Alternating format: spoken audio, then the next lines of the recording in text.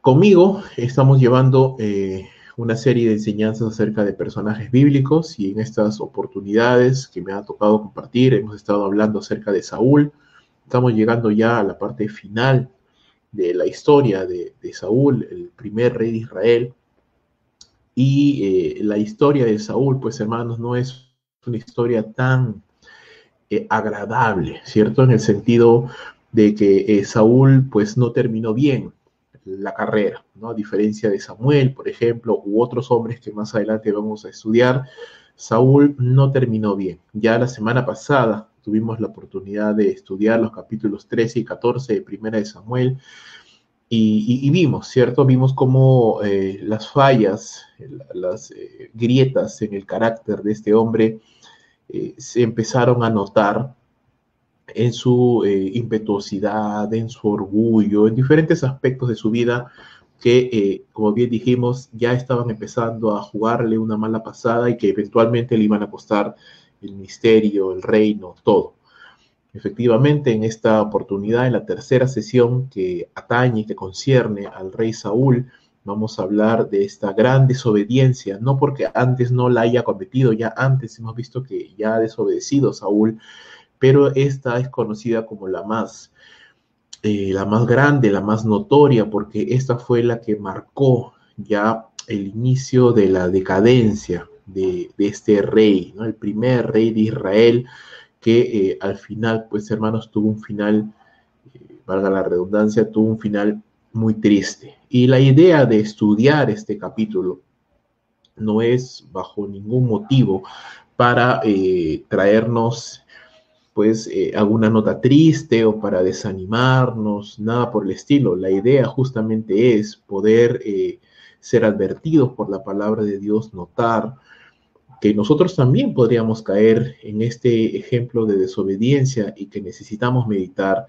y reflexionar a la luz de la vida de este hombre para poder ver de qué manera nosotros podemos mejorar nuestra obediencia y obviamente encontrar bendición. Una de las cosas que vamos a notar en este pasaje, en capítulo 15 de Primera de Samuel, hermanos, es que la desobediencia siempre trae castigo y la obediencia siempre trae bendición, ¿sí? Eso es tal vez una de las ideas más fuertes que se notan dentro de la historia del rey Saúl y ya con, digamos que ya enfocándonos en este capítulo, el capítulo número 15, vamos a anotar, hermanos, estos siguientes puntos. Desde los versos 1 al 9, vamos a ver cómo Dios pone a prueba la obediencia. Dios pone a prueba, Dios permite que en determinados momentos de nuestra vida podamos ser probados. Y por medio de estas pruebas suceden muchas cosas, ¿sí? Dios trabaja de múltiples formas y cuando Dios está haciendo algo con nuestras vidas, Él está haciendo muchas cosas. Una de las cosas que suceden cuando somos probados es que nuestro carácter se fortalece, que aprendemos a confiar más en el Señor. Bueno, eso es lo ideal, ¿cierto?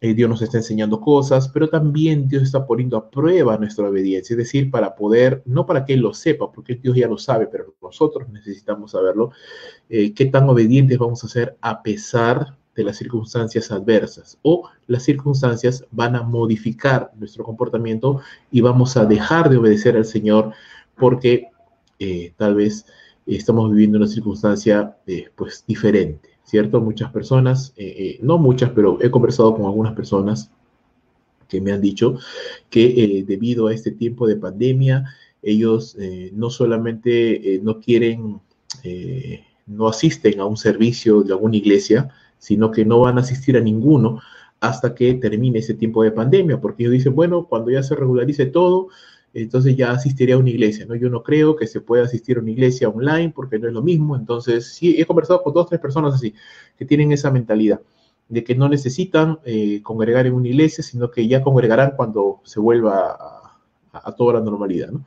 Y eso es algo equivocado, porque están anulando uno de los mandatos de Dios, que es tener comunión con los hermanos, escudándose en las circunstancias temporales que estamos viviendo. Sí, por supuesto, son circunstancias temporales, eso no significa que toda la vida vamos a congregar de esa manera, pero estas circunstancias temporales y pasajeras no anulan el hecho de que como creyentes tenemos que congregar. Entonces, Algo así es lo que queremos hablar en este primer punto. En el segundo punto, Dios desea que nuestra obediencia sea completa. ¿Sí? Una obediencia a medias es una desobediencia completa. Versos 10 a la primera parte del verso 23. Y por último, Dios siempre castigará nuestra desobediencia. ¿Sí? Eso es algo que puede sonar un poquito duro, pero vamos a ver también, hermanos, cómo Dios, en su gracia, en su misericordia, disciplina y castiga. Porque si no fuese así, hermanos, pues seguramente nos descarrilaríamos y el estado al que llegaríamos sería muchísimo peor que el estado en que nos encontramos en este momento. Así que vamos a ir entrando en ese detalle, a la luz de lo que le sucedió a Saúl, pero mirándolo también y aplicándolo a nuestras propias vidas. ¿Sí? No queremos solamente mirar la vida de Saúl y decir, ah, pobre Saúl, ¿no? Todo lo que le pasó. No, queremos mirar la vida de Saúl y decir, ok, ¿cuánto de Saúl puedo estar teniendo yo en mi propia vida, en mi propio corazón? De repente soy muy parecido a Saúl, ¿no? Y eso es algo que queremos ver hoy en la palabra del Señor. ¿Sí? Lo primero que vamos a ver entonces, vamos a leer los primeros 9 versículos de 1 de Samuel capítulo 15. Así que acompáñame, hermano, hermana, ahí en tu casa con tu Biblia, o si no la tienes a la mano, pues deberías tenerla. Si no la tienes a la mano, igual aquí la podemos leer en pantalla. Dice la palabra del Señor: después Samuel le dijo a Saúl: Jehová me envió a que te ungiese por rey sobre su pueblo Israel. Ahora pues está atento a las palabras de Jehová. Así ha dicho Jehová de los ejércitos: yo castigaré lo que hizo Amalec a Israel al oponérsele en el camino cuando subía de Egipto. Ve pues y hiere a Amalec y destruye todo lo que tiene. No te apiades de él. Mata hombres, mujeres, niños y aun los de pecho, vacas, ovejas, camellos y asnos. Saúl pues convocó al pueblo y les pasó revista en Telaim, 200,000 de a pie y 10,000 hombres de Judá. Y viniendo Saúl a la ciudad de Amalec, le puso emboscada en el valle. Y dijo Saúl a los eneos: idos, apartaos y salid de entre los de Amalec, para que no os destruya juntamente con ellos, porque vosotros mostrasteis misericordia a todos los hijos de Israel, cuando subían de Egipto. Y se apartaron los eneos de entre los hijos de Amalec, y Saúl derrotó a los amalecitas desde Avila hasta llegar a Shur, que está al oriente de Egipto, y tomó vivo a Agag, rey de Amalec, pero a todo el pueblo mató a filo de espada. Y Saúl y el pueblo perdonaron a Agag, y a lo mejor de las ovejas y del ganado mayor, de los animales engordados, de los carneros y de todo lo bueno, y no lo quisieron destruir, mas todo lo que era vil y despreciable destruyeron. ¿Qué notamos en esta primera parte del capítulo 15 de Primera de Samuel?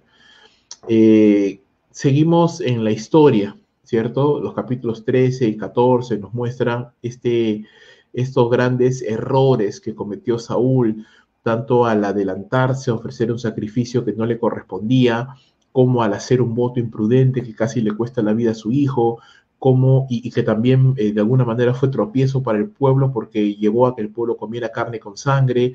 Y estos errores que cometió Saúl no terminan, sino que ahora, pasado un tiempo determinado, y ahí vemos también la gracia de Dios, quien a pesar de que ya en el capítulo 13 ya le había dicho por boca de Samuel que su reino no iba a ser duradero, todavía no ejecutaba juicio sobre Saúl, sino que, es más, le da una segunda oportunidad para que Saúl pudiera esta vez obedecer al Señor. Y esta segunda oportunidad viene en la forma de una misión que Dios había puesto o que Dios había encomendado a Saúl, por boca de Samuel, por supuesto, para que vaya y destruya a los amalecitas, un pueblo que es conocido en la Biblia como un pueblo enemigo del Señor, un pueblo con el cual Dios está airado constantemente, y en este caso el mandato era destruirlo completamente, ¿no? Esta destrucción no era gratuita, era un juicio de Dios sobre Amalec por causa de su pecado, incluía la destrucción total de todas las personas, de los amalecitas, ¿no? Hombres, mujeres, niños, aún bebés, todos tenían que ser destruidos, y no solo las personas, sino todos sus animales, ¿no? Todos los bienes que tenían, ¿no? Todo estaba destinado a la destrucción. Ahora, la primera pregunta que nos hacemos es ¿por qué? ¿No? ¿Por qué Dios tenía esta ira contra Amalek y por qué Dios quería juzgarlos de esta manera, ¿no? Tan cruelmente o tan duramente al pueblo de Amalek? Bueno, tenemos entonces que mirar la palabra del Señor para poder entender por qué es que existía esta enemistad, este castigo que venía sobre el pueblo de Amalek. En el libro de Éxodo, capítulo 17, versos 8 al 16, dice la palabra del Señor de la siguiente manera: entonces vino Amalek y peleó contra Israel en Refidim. Estamos en el tiempo de Moisés, ¿no? Hemos retrocedido en el tiempo y estamos en el tiempo de Moisés. Y dice, dijo Moisés a Josué: escógenos varones y sal a pelear contra Amalek. Mañana yo estaré sobre la cumbre del collado y la vara de Dios en mi mano. E hizo Josué como le dijo Moisés, peleando contra Amalek. Y Moisés y Aarón y Hur subieron a la cumbre del collado. Y sucedía que cuando alzaba Moisés su mano, Israel prevalecía. Mas cuando él bajaba su mano, prevalecía Amalek. Y las manos de Moisés se cansaban, por lo que tomaron una piedra y la pusieron debajo de él, y se sentó sobre ella. Y Aarón y Hur sostenían sus manos, el uno de un lado y el otro de otro. Así hubo en sus manos firmeza hasta que se puso el sol. Y Josué deshizo a Amalek y a su pueblo a filo de espada. Y Josué y Jehová le dijo a Moisés: escribe esto para memoria en un libro, y dile a Josué que raeré del todo la memoria de Amalek de debajo del cielo. Y Moisés edificó un altar y llamó su nombre Jehová Nisi. Y dijo: por cuanto la mano de Amalek se levantó contra el trono de Jehová, Jehová tendrá guerra con Amalek de generación en generación. Si tal vez no te queda todavía del todo claro por qué es que Dios quería traer juicio sobre Amalek, hay un pasaje más en las Escrituras que nos aclara un poco más esto. Deuteronomio capítulo 25, versos 17 al 19, dice de la siguiente manera: acuérdate de lo que hizo Amalek contigo en el camino cuando salías de Egipto, de cómo te salió al encuentro en el camino y te desbarató la retaguardia de todos los débiles que iban detrás de ti, cuando tú estabas cansado y trabajado, y no tuvo ningún temor de Dios.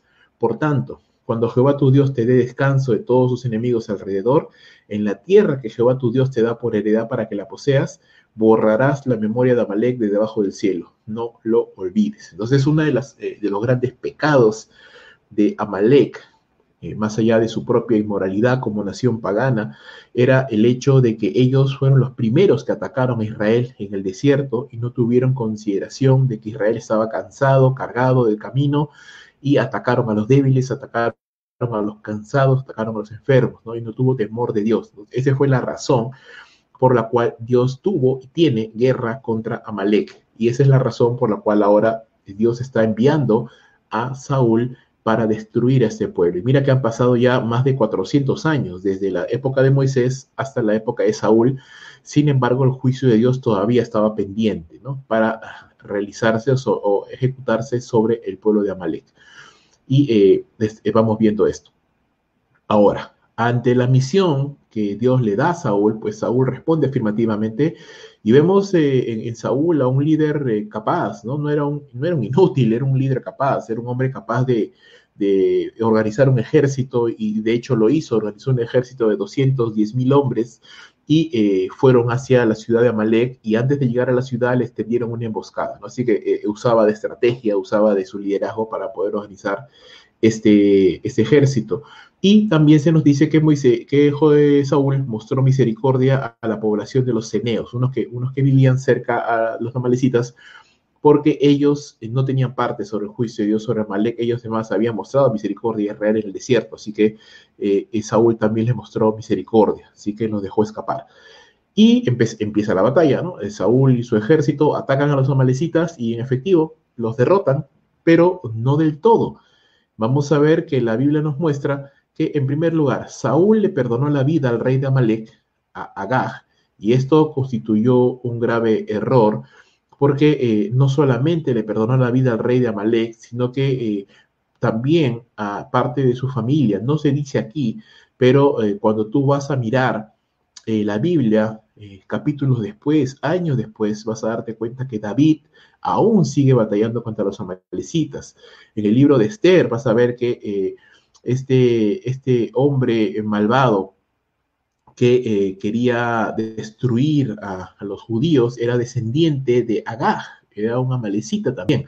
Así que Saúl no terminó de destruir a todos los amalecitas, ¿no? Le perdonó la vida al rey y probablemente a parte de su familia. Vemos que tanto Saúl como el pueblo acabaron con los amalecitas, con el pueblo, ¿no?, con la gente de acá y de a pie. Pero dice la Escritura que perdonaron lo mejor del ganado, es decir, no mataron a las mejores vacas, las mejores ovejas, no lo mataron, ni tampoco los mejores bienes que tenían del pueblo. Ahora, esto tiene sentido si pensamos en función de las costumbres del mundo antiguo. En las guerras del mundo antiguo, a los ejércitos se les permitía cobrarse, ¿no? Cobrarse un salario, por así decirlo, un pago por su participación en la guerra, permitiéndoles tomar del botín de los enemigos que habían conquistado. Sin embargo, esta no era una guerra convencional, no era una guerra de un país conquistando a otro, era simplemente una misión de Dios hacia Saúl y a su pueblo para juzgar, ¿sí? Para castigar al pueblo de Amalek, y eso incluía, uno, el concepto de que los amalecitas eran ahora denominados anatemas, ¿no? Y lo vamos a ver más adelante. Y el significado de la palabra anatema es maldito o destinado o marcado para la destrucción. Es decir, todo el pueblo de Amalek y todo lo que ellos contenían era anatema, era marcado para destrucción. Así que, y debía recibir el juicio de Dios. Ya hemos visto las razones por las cuales debía de recibirlo. Entonces, no era una guerra convencional, no era una guerra de Saúl intentando conquistar un territorio, no, era una misión en el cual Dios mandaba a juzgar al pueblo de Amalek. Entonces, en ese sentido, ellos no tenían derecho de poder tomar nada. Es más, Dios mismo les había dicho explícitamente a Saúl, no tomes nada, no perdones la vida a nadie, ni siquiera a un niño, ni siquiera nada, ¿no? Y aparentemente, aunque eso pueda sonarnos chocante a nosotros en esta época, pensar en no perdonar ni siquiera a un niño, ni siquiera una oveja y una vaca, tenemos que entender, hermano, uno, el gran pecado que cometió Amalek al oponerse contra Dios en el desierto, uno. Dos, la inmoralidad propia de las naciones cananeas, que ya he dicho en algún momento, hemos estudiado esto, eran naciones tremendamente inmorales, cometían sacrificios humanos, inmoralidad sexual, inmoralidad de todo tipo, eran naciones perversas. Entonces, dejar a siquiera un integrante de esas naciones era permitir que de una u otra manera el cáncer de la inmoralidad destruyera al pueblo de Israel. Ahora, Dios nunca ha sido tan estricto con todas las naciones paganas, pero siempre vemos en la palabra de Dios que Dios utiliza a algunas naciones como ejemplo para las demás. Por ejemplo, Sodoma y Gomorra, ¿no? El día de hoy hay naciones tan perversas como Sodoma y Gomorra. Yo te diría, hermano, que hay naciones mucho más perversas que Sodoma y Gomorra. Pero ¿por qué no son castigadas como Sodoma y Gomorra? Porque Sodoma y Gomorra fue puesta por ejemplo. Amalek es igual. Amalek es una nación que Dios puso por ejemplo y la juzgó duramente para ponerla como ejemplo. ¿Hay otras naciones más perversas que Amalek? Sí, por supuesto que hay más perversas que Amalek, pero ¿por qué entonces Dios no castiga duramente a las demás naciones? Porque Dios castiga a algunos y los pone como ejemplo para los demás. Eso no significa que Dios no va a castigar a los demás, pero Dios coloca personas o pueblos como ejemplos de su juicio, del hecho de que con Dios no se puede jugar y que el pecado siempre tiene castigo. Entonces, eso hay que entenderlo en primer lugar, ¿sí? No vayamos a pensar que Dios es injusto o que el castigo a Amalek es desproporcionado. No, el castigo a Amalek era completamente proporcionado dentro de la soberanía, de la sabiduría, y eso no afectaba su bondad ni su misericordia. Dios sigue siendo bueno, Dios sigue siendo misericordioso, y en sus soberanos propósitos, Él escogió a la nación de Amalek para castigarla y para mostrar en ella su ira y su juicio como ejemplo a las miles de naciones que vendrían después, como ejemplo del castigo de Dios sobre la incredulidad. Ahora, vuelvo a repetir, Saúl no hizo esto. Saúl tomó y el pueblo tomaron parte de lo que no debían de tomar, ¿sí? Entonces, ¿qué entendemos aquí o qué rescatamos de este primer punto? Bueno, en primer lugar, Dios en su gracia muchas veces no juzga el pecado inmediatamente, ¿no? Lo hemos visto en Saúl, quien a pesar de que Samuel ya le había dicho en el capítulo 3 que su reino no sería duradero, aún en el capítulo 15 Dios le da una nueva oportunidad a Saúl para que pueda arrepentirse y para que esta vez sí pueda obedecer completamente a Dios. ¿Sí? La primera vez no lo hizo, esta vez tiene la oportunidad para obedecerle a Dios. Lamentablemente no lo hizo.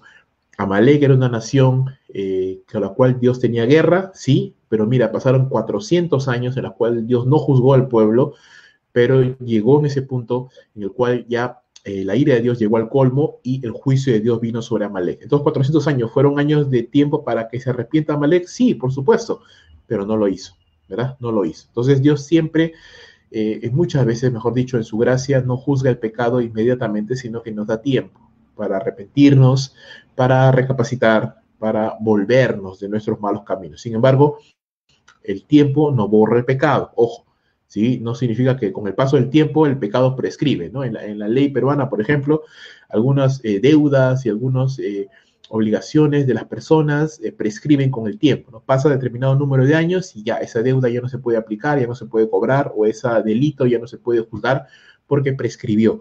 Hermanos, el pecado no prescribe. El pecado no prescribe, ¿sí? Aunque pasen 1000 años, si ese pecado no ha sido perdonado, si no ha sido confesado al Señor, ese pecado permanece presente en nuestras vidas. Pueden pasar 20 años, pero si no nos hemos arrepentido de ese pecado y no lo hemos puesto en la presencia del Señor, ese pecado siempre estará persiguiéndonos y, como dice la palabra, el pecado nos alcanzará. Así que hay que tener cuidado con eso, ¿sí? Asimismo, Dios pone a prueba nuestra obediencia para perfeccionarla y así podamos caminar en bendición, ¿no? Yo me pongo a pensar qué hubiera pasado si Saúl hubiera obedecido al pie de la letra lo que Samuel le dijo y hubiera ido y destruido todo Amalek, pues probablemente Dios hubiera permitido que su reino permanezca y hubiera terminado bien la carrera, a pesar de que tuvo un primer error. Él hubiera podido resarcir su error y terminar bien, como a otros reyes les ha pasado, ¿no? Incluido el mismo rey David. Pero lamentablemente no fue así. Lamentablemente en la oportunidad que Dios le dio, en la nueva oportunidad que Dios le dio a Saúl, Saúl la desaprovechó. Entonces, hermanos, tengamos cuidado, ¿sí? Dios pone a prueba nuestra obediencia. A veces los momentos de crisis, los momentos de tribulación que vivimos son oportunidades que Dios nos da para perfeccionar nuestra obediencia, para ponernos firmes para con Dios y no desmayar, no flaquear y no desobedecer. Recuerda, la crisis no nos da licencia para desobedecer, las circunstancias difíciles no nos dan licencia para anular lo que ya sabemos que como cristianos tenemos que hacer. Entonces, la pandemia, la falta de trabajo, la angustia económica, la incertidumbre o incluso los problemas de salud que pueden estar implícitos en todo este tiempo que estamos viviendo, tiempos de locura, realmente no implica que como creyentes tenemos el permiso para dejar de orar, tenemos el permiso para dejar de congregar, tenemos el permiso para dejar de servir, tenemos el permiso para dejar de hacer las cosas que como creyentes siempre debemos de hacer, recuerda. Entonces, y repito nuevamente para cerrar esta idea ya, las circunstancias no nos dan licencia para desobedecer, todo lo contrario. Son oportunidades que Dios da, que Dios permite para que aprendamos a obedecer. Hay mucho más valor, hermanos, en la obediencia, aún en medio de circunstancias difíciles, que la obediencia cuando todo es fácil. Porque cuando todo es fácil y cuando todo está servido, pues es fácil obedecer a Dios. Pero cuando obedecemos a Dios, aún a pesar de que las cosas son difíciles, eso es de gran bendición y agrada al corazón de nuestro Dios. Segundo punto, Dios desea que nuestra obediencia sea completa, ¿sí? Dios no solamente busca perfeccionar nuestra obediencia, sino Él busca que nuestra obediencia sea completa. Lamentablemente, en ambos puntos, Saúl falló. Dice la palabra del Señor en el verso número 10 de 1 Samuel capítulo 15, vino palabra de Jehová a Samuel diciendo, me pesa haber puesto por rey a Saúl, porque se ha vuelto en pos de mí y no ha cumplido mis palabras. Y se apesadumbró Samuel y clamó a Jehová toda aquella noche. Madrugó luego Samuel para ir a encontrar a Saúl por la mañana, y fue dado aviso a Samuel diciendo, Saúl ha venido a Carmel, y aquí se levantó un monumento, y dio la vuelta, y pasó adelante, y descendió a Gilgal. Vino pues Samuel a Saúl, y Saúl le dijo, bendito seas tú de Jehová, yo he cumplido la palabra de Jehová. Samuel entonces le dijo, ¿por qué? Pues qué balido de ovejas y bramido de vacas es este que yo oigo con mis oídos. Y Saúl le respondió, de Amalek los han traído, porque el pueblo perdonó lo mejor de las ovejas y de las vacas para sacrificarlas a Jehová tu Dios, pero lo demás lo destruimos. Entonces dijo Samuel a Saúl, déjame declararte lo que Jehová me ha dicho esta noche. Y él le respondió, di. Y le dijo Samuel, aunque eras pequeño en tus propios ojos, ¿no has sido hecho jefe de las tribus de Israel, y Jehová te ha ungido por rey sobre Israel? Y Jehová te envió en visión y te dijo, ve, destruye a los pecadores de Amalek y hazles guerra hasta que los acabes.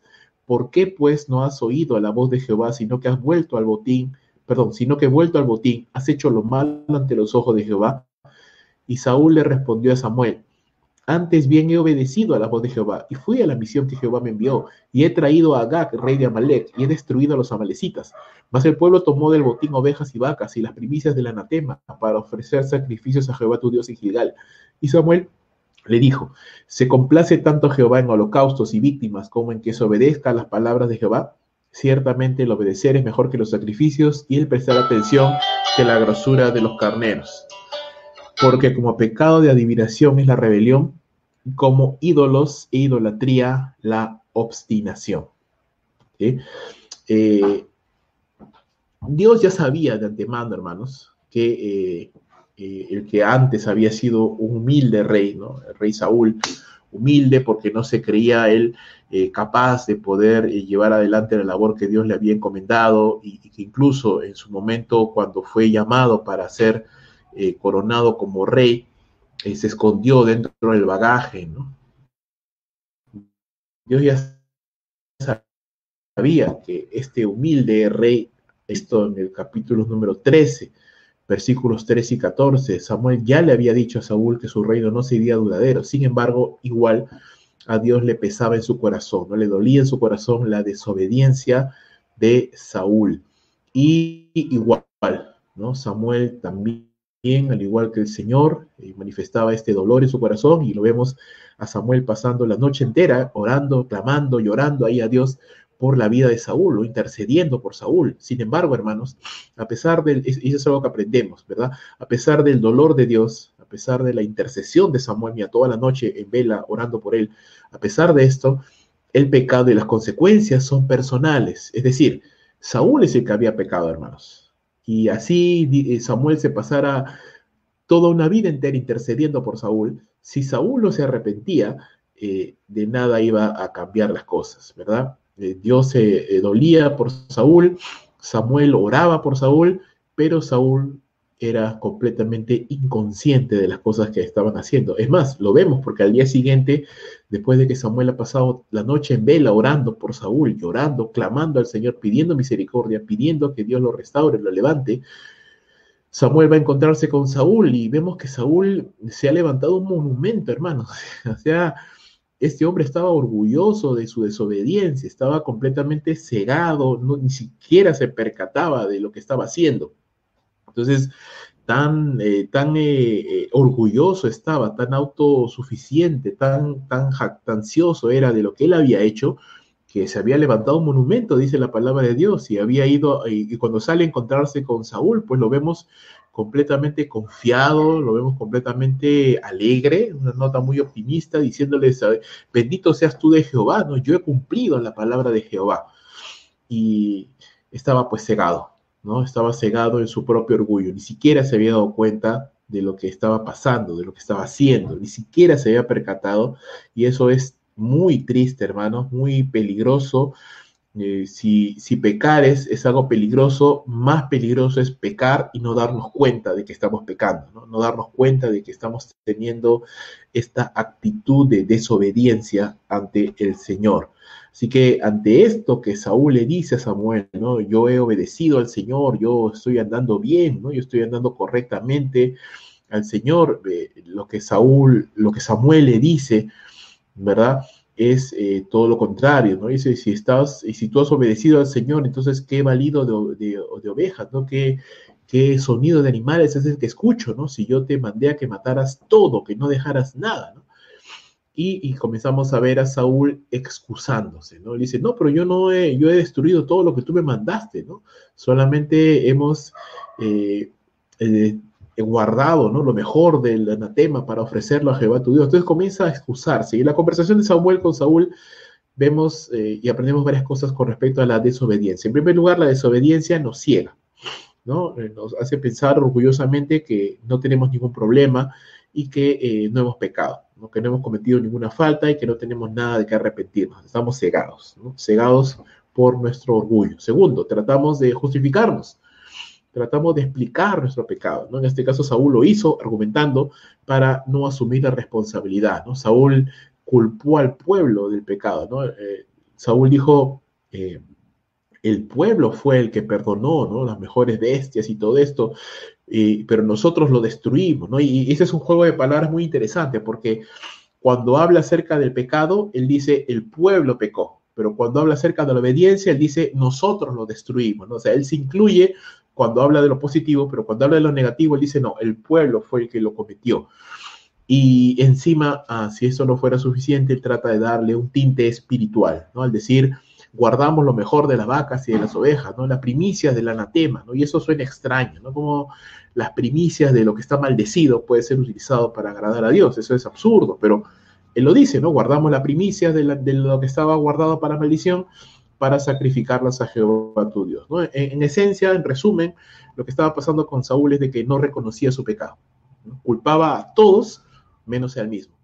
Culpaba a los mismos israelíes, al pueblo, o sea, culpaba a cualquier cosa menos a sí mismo. Él era incapaz de decir, yo me he equivocado, ¿no? Y esto, pues, hermanos, manifiesta y muestra cómo realmente Saúl no solamente no tenía una relación con Dios, sino que no tenía temor de Dios en su corazón, ¿no? Y más bien iba dando evidencias. Con esto vamos viendo evidencias más bien de que realmente Saúl no tenía ningún tipo de comunión con Dios, y eso es peligroso, ¿no? Eso es muy peligroso. Entonces, viendo que no se avanzaba nada, viendo que Saúl no reconocía su pecado, Samuel le dice, escucha lo que Dios tiene para ti, ¿no? Escucha lo que Dios te va a decir, ¿no? Y Samuel le dice, ok, dime, ¿no? Y Samuel le dice, ¿no? Aunque tú eras pequeño ante tus propios ojos, ¿no? Y tuviste un buen inicio, ¿no? Un inicio de humildad, y Dios te bendijo porque te puso por rey de Israel y te envió Dios a una misión para destruir a Amalek, mira, pasando por alto incluso su ofensa pasada, el hecho de que le ofreciera un sacrificio apresuradamente. Aquí Dios no lo toma en cuenta, sino va de frente a la misión que Dios le dio. Dios te envió en misión, dice, pero tú desobedeciste, desechaste la palabra de Dios, ¿no? No cumpliste, no obedeciste lo que Dios te mandó. ¿Por qué no obedeciste, no? Es el reclamo de Samuel. ¿Por qué no obedeciste si las instrucciones eran claras? Lo que Dios te dijo que tenías que hacer era claro. Dios te dijo claramente, destruye a Amalek, no perdones a nada, ni a animales, ni a personas. Entonces, cuando Dios nos da mandatos para obedecerle, son mandatos claros, específicos, explícitos, ¿no? Dios no nos manda, o Dios no pone la obediencia en una nebulosa que no sabemos qué hacer y qué no hacer, ¿no? Dios nos dice claramente en su palabra qué es su voluntad. Entonces, no podemos decir nunca, yo no sé qué es lo que Dios quiere que yo haga, ¿no? Sí, sí sabemos, está en su palabra. Saúl también lo tenía claro. Sin embargo, el problema aquí no era de falta de entendimiento, el problema era de falta de sumisión, ¿no? Saúl tenía su propia agenda, ¿no? Saúl tenía sus propias ideas, su propio pensamiento, él era independiente de Dios, pero, y eso es triste porque Saúl fue bendecido por Dios, pero en vez de estar agradecido con Dios, Saúl era independiente de Dios, ¿no? Él era autosuficiente, no se ceñía ni se sometía a lo que Dios le había encomendado, sino que él hacía sus propias ideas, su propio parecer.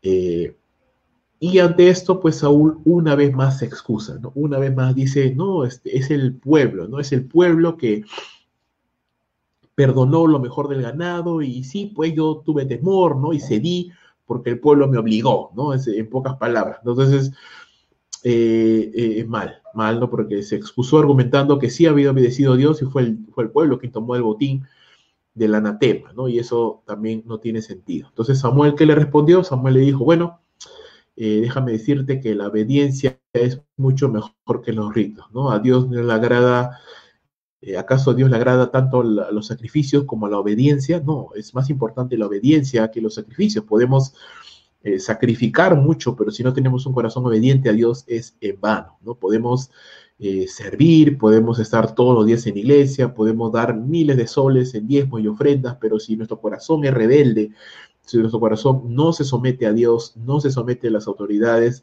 es en vano, ¿no? Todo empieza desde nuestro corazón, y lo que aquí vamos entendiendo, vamos aprendiendo, es que la obediencia es la base de todo lo que Dios desea para nuestras vidas, y una obediencia completa, ¿no? ¿Qué es la obediencia? Simplemente es la aceptación, ¿no? Y la ejecución de los principios, instrucciones, mandatos que Dios ha dejado en su palabra para guiar nuestras vidas, ¿no? Entonces, cuando obedecemos al Señor es cuando aplicamos, guardamos, ponemos en práctica lo que Dios nos ha mandado para hacer y no nos confiamos de nuestro propio parecer, sino de lo que Dios nos ha dicho. Es más, Samuel también le dice a Saúl que la desobediencia o la rebelión es comparable a la adivinación. Y la obstinación, es decir, no solamente el desobedecer, sino persistir en la desobediencia, ¿no? Porque una cosa es pecar y otra cosa es ser obstinado, persistir en el pecado, ¿no? Y el persistir en el pecado es como la idolatría para Dios. Entonces, si hay algo ya difícil y duro es la rebeldía, la desobediencia, pero algo más duro aún es, hermanos, la obstinación, el hecho de persistir en la desobediencia, de seguir en ese camino de desobediencia y no cambiar. Esto es lo que nosotros entendemos en el Nuevo Testamento como el camino que nos lleva a la disciplina del Señor, hermanos, cuando persistimos en la desobediencia, cuando somos tercos, ¿no? Es como cuando mi hija, yo le doy instrucciones claras de cosas que tiene que hacer y cosas que no tiene que hacer. Y cuando ella persiste en desobedecer, pues tiene que recibir una disciplina, tiene que recibir un castigo, porque tiene que entender, ¿verdad? Que no puede quebrantar las leyes, porque si quebranta las leyes establecidas por su padre, va a haber un castigo. Entonces, esa es un poco la idea de lo que nosotros tenemos que entender. Entonces, es importante, y me gustó esta frase, hermano, no es mía, la tomé de un pastor. En sacrificios, ¿no? Cuando ofrecemos un sacrificio, ofrecemos la carne de otra criatura, pero cuando obedecemos, ofrecemos nuestra propia voluntad ante Dios. No es fácil ofrecer la carne de un animal, es fácil ofrecer el sacrificio de otro, pero es más difícil ofrecer nuestras propias vidas para obedecer al Señor. Dios desea nuestra obediencia completa. La verdadera adoración consiste no en cánticos, no en tener una buena voz, sino consiste en la obediencia al Señor. Eso es más importante que cualquier cosa, hermanos, que cualquier cosa. Y por último, Dios siempre castigará nuestra desobediencia, y eso es lo que tenemos que tener en claro. Versos 23 al 35. Por cuanto tú desechaste la palabra de Jehová, él también te ha desechado para que no seas rey. Entonces Saúl le dijo a Samuel: yo he pecado, pues he quebrantado el mandamiento de Jehová y tus palabras, porque temía al pueblo y consentía la voz de ellos. Perdona pues ahora mi pecado y vuelve conmigo para que adore a Jehová. Y Samuel le respondió a Saúl: no volveré contigo, porque desechaste la palabra de Jehová, y Jehová te ha desechado para que no seas rey sobre Israel. Y volviéndose Samuel para irse, él asió de la punta de su manto, y éste se rasgó. Entonces Samuel le dijo: Jehová ha rasgado hoy de ti el reino de Israel, y lo ha dado un prójimo tuyo mejor que tú. Además, el que es la gloria de Israel no mentirá, ni se arrepentirá, porque no es hombre para que se arrepienta. Y él dijo: yo he pecado, pero te ruego que me honres delante de los ancianos de mi pueblo y delante de Israel, y vuelvas conmigo para que adore a Jehová tu Dios. Y volvió Samuel tras Saúl, y adoró Saúl a Jehová. Después dijo Samuel: traedme a Agag, rey de Amalec. Y Agag vino a él alegremente. Y dijo Agag: ciertamente ya pasó la amargura de la muerte. Y Samuel le dijo: como tu espada dejó a las mujeres sin hijos, así tu madre será sin hijo entre las mujeres. Entonces Samuel cortó en pedazos a Agag delante de Jehová en Gilgal. Se fue luego Samuel a Ramá, y Saúl subió a su casa en Gaba de Saúl. Y nunca más después vio Samuel a Saúl en toda su vida, y Samuel lloraba a Saúl, y Jehová se arrepentía de haber puesto a Saúl por rey sobre Israel. Dada la desobediencia de Saúl, ¿no? Dada su obstinación en excusarse a sí mismo y no reconocer que él había pecado, el juicio de Dios ya había sido declarado, ¿verdad? Por cuanto tú desechaste la palabra de Jehová, él también te ha desechado para que ya no seas rey, ¿no? Y eso nos muestra, hermanos, cómo el pecado tiene consecuencias. Ahora, ojo, pasarían todavía 25 años más para que Saúl deje de ser rey de Israel. Y eso no significa que Dios se había olvidado de su juicio, no, sino que, por un lado, Dios estaba entrenando al siguiente rey de Israel, a David. Por otro lado, hermanos, aún a pesar de esto, Saúl podía haber perdido su reino, pero aún podía recuperar su comunión con Dios, o aún podía tener una comunión con Dios, y había todavía un espacio de tiempo para que él se pueda arrepentir. Vamos a ver, Dios mediante, la próxima semana, que no sucedió así, que aún Saúl persistió en una actitud de rebeldía, de obstinación, y su final fue no solo difícil, sino fue muy trágico. Y eso es una última advertencia que Dios nos da cuando persistimos en una actitud de desobediencia. Hermanos, el pecado siempre trae consecuencias. Saúl en parte reconoce su pecado, dice, sí he pecado, pero es que el pueblo me obligó, ¿no? Tuve miedo, no se victimiza, entonces sigue sin asumir la responsabilidad por su pecado. Samuel pensaba que simplemente con ser perdonado todo volvería a estar normal, ¿no? Le dijo, ok, yo he pecado, ya perdóname y sigamos adelante, ¿no? Vamos a sacrificar, ven conmigo a sacrificar y ya está, no pasó nada, ¿no? Pero no, el rechazo de Saúl era definitivo, ¿no? Ya Dios lo había desechado, ya no había marcha atrás, ¿no? Si tal vez hasta el capítulo 13, 14 todavía había oportunidad de arrepentimiento, aquí ya no. Dios le dijo, ya no, Él te ha desechado, ya no vas a ser rey. Dios veía el corazón de Saúl y lamentablemente ya no tenía remedio su rebelión y dureza contra Dios. Aún así, Saúl estaba más preocupado por su orgullo y su posición ante el pueblo, ¿no? Saúl le dice a Samuel, está bien, ¿no? Yo he pecado, ya, yo entiendo, ¿no? Pero aún así, hónrame, ¿no? Aún así, vamos para que todos los demás piensen que todo está bien, que yo estoy bien con Dios. Entonces a Saúl siempre le importaba más lo que la gente pensaba de él que lo que realmente Dios pensaba de él, ¿no? Esa es la gran diferencia entre Saúl y David.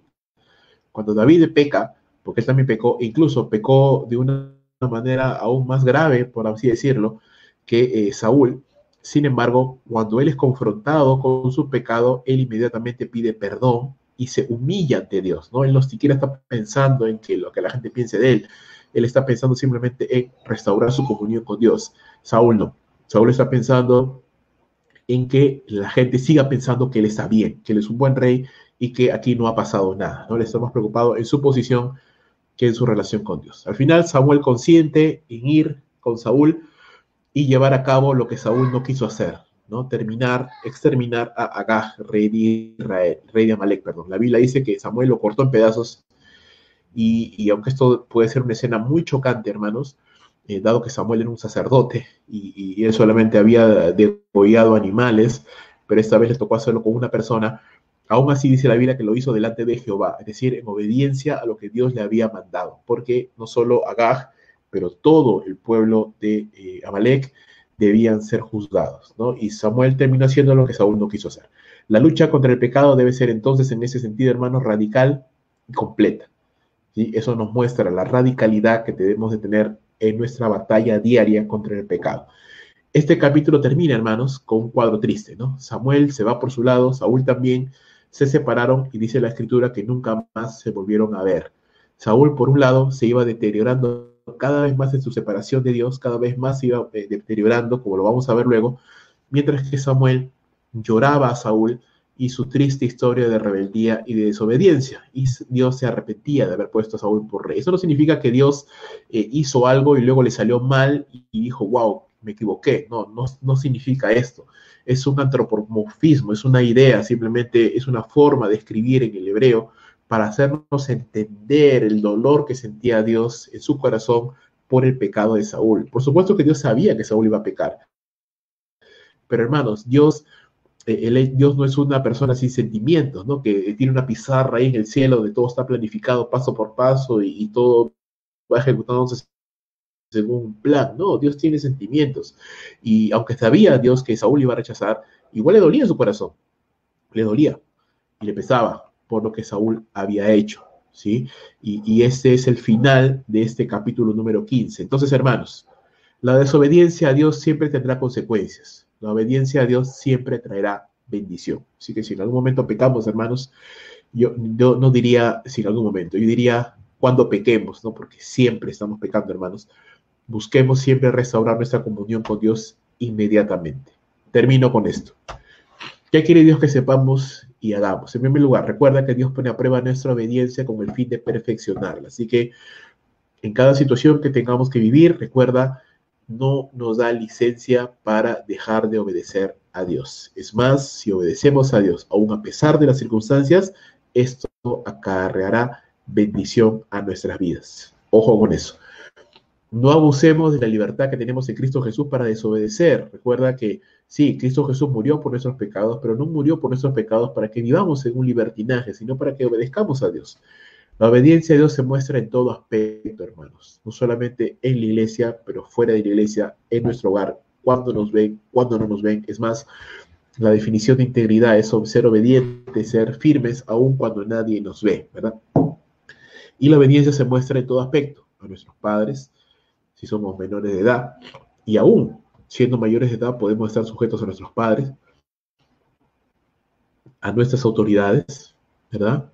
Puestas de gobierno civil, mientras eso no sobrepase la obediencia que le debemos a Dios, a nuestros pastores o líderes espirituales también, ¿no?